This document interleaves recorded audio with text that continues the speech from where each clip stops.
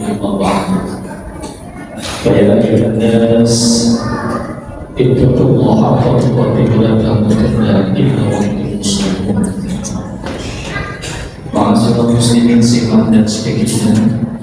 Pertama dan yang utama kita menjadikan dan kita hidup bagi Allah Subhanahu wa Ta'ala. Dengan ini kita masih diberikan suatu nikmat, terutama kesehatan dan kesempatan, sehingga pada siang hari ini sama-sama kita melakukan memikirkan beribadah kepada Allah, melaksanakan sholat Jumat di masjid yang mulia ini. Mudah-mudahan langkah dan jalan kaki kita dijalankan sebagai amal yang tadi dimuliakan. Salawat dan salam mudah-mudahan tercurahkan kepada junjungan kita Nabi Muhammad Sallallahu Alaihi Wasallam, para keluarga, para sahabat serta pengikutnya. Mudah-mudahan kita termasuk orang-orang yang istiqomah telah nanti di waktu yang kita mendapat terus dengan kita Nabi Muhammad Sallallahu Alaihi Wasallam. Ma'asyiral muslimin sehingga dan sebagainya. Tidak dosa-dosanya khusus untuk fakir dan umum yang kita semua, agar senantiasa kita bertakwa kepada Allah dengan sebaik-baik apabila kita perintahkan perintah Allah, sebab menjadikan segala antara Allah Subhanahu wa Ta'ala. Ma'asyiral muslimin simak dan sebagainya. Allah Subhanahu wa Ta'ala berfirman dalam surah An-Nisa ayat 29. Bismillahirrahmanirrahim. Ya ayyuhalladzina amanu la ta'khudhu amwalakum bainakum bil batil. Kata Allah Subhanahu wa Ta'ala, hai orang-orang yang beriman, janganlah kamu saling memakan harta sesama yang bukan hak milik kita. Ini satu gambaran dan ayat seorang sahabat Rasulullah Sallallahu Alaihi Wasallam yang membuat Rasulullah Sallallahu Alaihi Wasallam sampai meneteskan air mata. Beliau ini sahabat yang sangat luar biasa, bahkan pernah diberikan satu kenangan yang indah oleh baginda Nabi Muhammad Sallallahu Alaihi Wasallam. Tatkala Rasulullah menyampaikan, siapa di antara kalian yang ingin memegang pedangku dan akan kuberikan kepada Allah. Salah satunya adalah Abu Dujana yang notabene sangat luar biasa. Ini yang membuat Rasulullah Sallallahu Alaihi Wasallam meneteskan air mata. Beliau adalah seorang yang keadaan ekonominya sangat luar biasa, tidak memiliki apa-apa, tetapi dia masih tetap istiqomah dengan apa yang diberikan oleh Allah Subhanahu wa Ta'ala. Kenapa sih Rasulullah bisa meneteskan air mata dengan adanya si Abu Dujana tersebut? Ketika itu Rasulullah Sallallahu Alaihi Wasallam memperhatikan para sahabat-sahabat yang sholat bersama beliau. Tatkala itu Abu Dujana setiap subuh sholat bersama Rasulullah tidak sampai tuntas. Bahkan Abu Dujana ketika selesai sholat, Assalamualaikum, Assalamualaikum, beliau sempat membaca Allahumma antas salam wa minkas salam. Beliau bergegas pulang setiap harinya begitu, sehingga di benak Rasulullah Sallallahu Alaihi Wasallam tanpa gerangan yang menyebabkan Abu Dujana sehingga tidak sampai tuntas, bahkan tidak mengikuti doa mengaku kepada Rasulullah Sallallahu Alaihi Wasallam. Sehingga beliau bertanya kepada sahabatnya, mereka apa gerangan yang menjadi pertanyaan begitu kepada Rasulullah Sallallahu Alaihi Wasallam? Apa yang menyebabkan terjadinya terhadap Abu Dujana sehingga Abu Dujana setiap sholat subuh bersama aku tidak pernah sampai tuntas, bahkan tidak sampai berdoa dengan aku. Kemudian beberapa hari kemudian Rasulullah Sallallahu Alaihi Wasallam mendatangkan Abu Dujana. Bertanyalah Rasulullah Sallallahu Alaihi Wasallam, wahai Abu Dujana, mohon maaf sekiranya nanti aku bertanya kepada engkau, jangan sampai ada rasa marah dan dendam terhadap diriku. Kenapa setiap subuh ketika aku menjadi imam sholat bersama engkau, kau buru-buru bahkan tidak pernah sampai tuntas untuk membacakan doa? Apa yang menyebabkan engkau terburu-buru wahai Abu Dujana?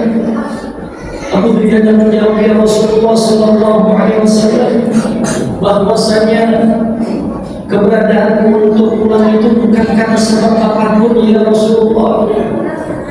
Suatu ketika aku telah pulang, aku merasa berdosa besar, bahkan aku merasa ini adalah tanggung jawabku nanti di yaumil qiyamah di hadapan Allah Subhanahu wa taala. Terheran Rasulullah berkata, apa yang menyebabkannya wahai Abu Dujaana? Suatu ketika sholat subuh saya selesai, saya sampai mengikuti dengan tiba-tiba berkumpulan melihat kondisi anakku sudah memakan sebutir kurma milik orang munafik. Ini yang aku khawatirkan, sebab setiap harinya aku membersihkan daripada pohon kurma itu yang berjatuhan di rumahku. Padahal itu bukan milikku, milik orang munafikun yang bernama munafikun i'tiqadi. Kemudian apa yang menyebabkannya sehingga aku tiap hari membersihkannya, tidak sedikit pun aku sisakan, kuberikan dan kuserahkan kepada orang munafikun tadi. Dan tidak ada rasa balas kasih sayang terhadap diriku, bahkan ucapan terima kasih pun tidak diberikan kepadaku. Setiap harinya aku melakukan karena aku khawatir walaupun pohon kurma itu melambaikan ke atas rumahku, di halaman rumahku, buahnya menyentuh rumahku, bahkan berjatuhan di rumahku. Menurut pandangan Islam bahwasanya kalau ada buah atau yang pohon menyiur di dalam kondisi halaman kita, menurut pandangan Islam ada sebagian membolehkan karena itu sudah ada milik kita. Tapi ada sebagian mengatakan bahwa tidak boleh karena berhak kita. Sehingga apa yang menjadi pertanyaan seorang Abu Dujaana ketika aku memberikan hak ini kepada orang munafik pun sedikit pun tidak diberikan kembali kepada aku ya Rasulullah. Sehingga ketika aku pulang apa yang terjadi, anakku sudah memakan satu butir kurma dan aku tarik anakku, roboh tenggorokannya sampai aku keluarkan, bersihkan daripada makanan kurma tersebut. Wahai Rasulullah, sampai anakku menangis. Aku pun tidak peduli karena apa tanggung jawabmu yang di dunia ini sangat luar biasa, apalagi di akhirat. Bahkan Allah sudah menyebut dengan kalimat ya ayyuhalladzina amanu qu anfusakum wa ahlikum nar. Hai orang-orang yang beriman, pelihara diri kamu dan keluarga kamu dari api neraka Allah Subhanahu wa taala. Ini yang aku khawatirkan ya Rasulullah. Andai kata anakku nanti memakannya satu butir saja makanan yang bukan hak milik aku, walaupun menurut pandangan Islam boleh, tapi aku meyakinkan karena belum diberikan hak aku kepada orang munafikun tadi, sehingga aku lebih baik menyerahkan kepada orang munafikun tadi ketimbang aku harus mencicipi makanan yang bukan hak milik aku. Ma'asyiral muslimin seiman dan seyakin, sampai Rasulullah bertanya, kenapa hal ini terjadi pada diri kamu? Walaupun aku miskin ya Rasulullah, walaupun aku tidak memiliki apa-apa ya Rasulullah, tapi aku yakin dan percaya Allah akan memberikan yang terbaik buat aku. Karena keyakinan dalam diri seorang hamba Allah, pasti Allah akan memberikan dengan cara yang lain. Min haitsu la yahtasib, Allah akan berikan dari belakang tanah bumi, asal berkeyakinan bahwa Allah akan memberikan kepada hamba.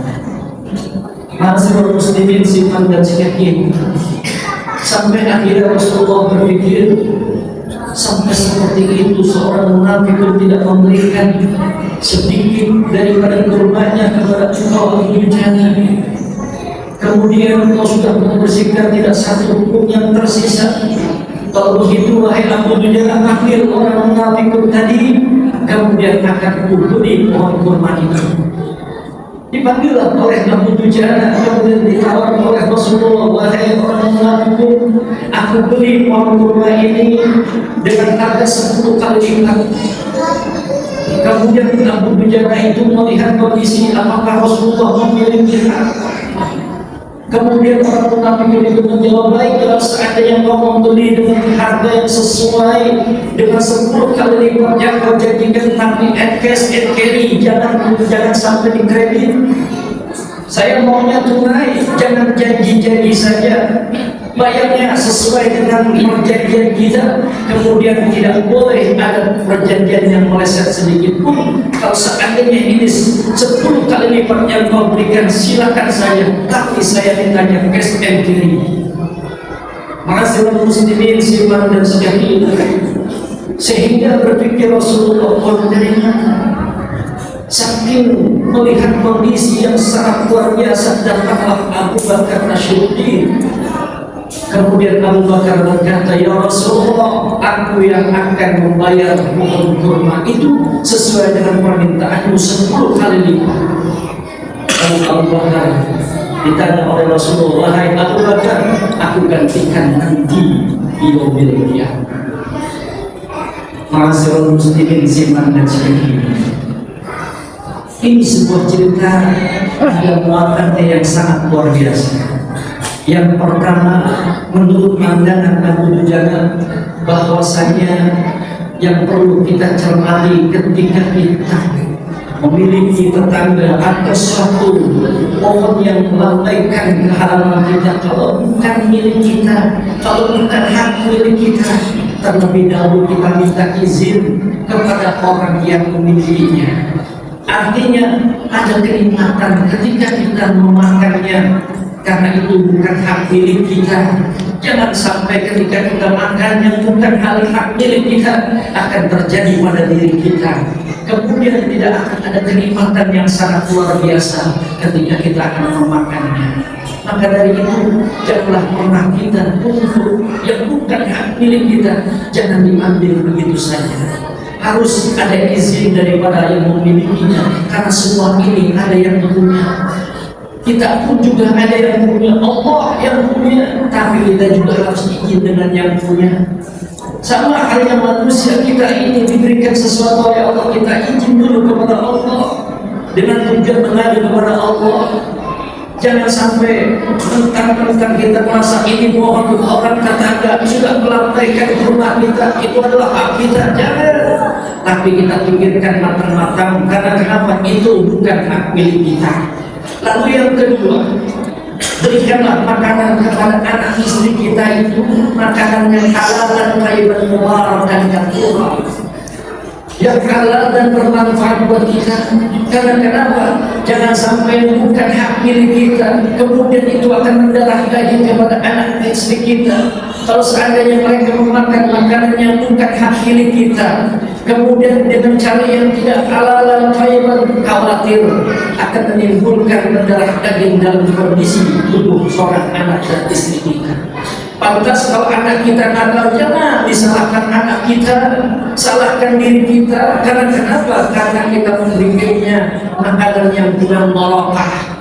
Kalau andai kata kita berikan dengan yang barakah dan halal, tentunya anak kita akan menjadi anak yang bermutu. Dia kumpul memberikan yang halal dan thayyiban, sehingga anaknya tidak boleh kemana-mana, tidak boleh keluar manut, kata orang tuanya. Bahkan dia bilang, kumpul itu mengatakan, wahai anakku, kalau kau sudah dapat izin dari Rasulullah SAW, maka kau akan keluar manut anak itu. Karena kenapa? Diberikan dengan cara yang halal dan thayyiban mubarakan.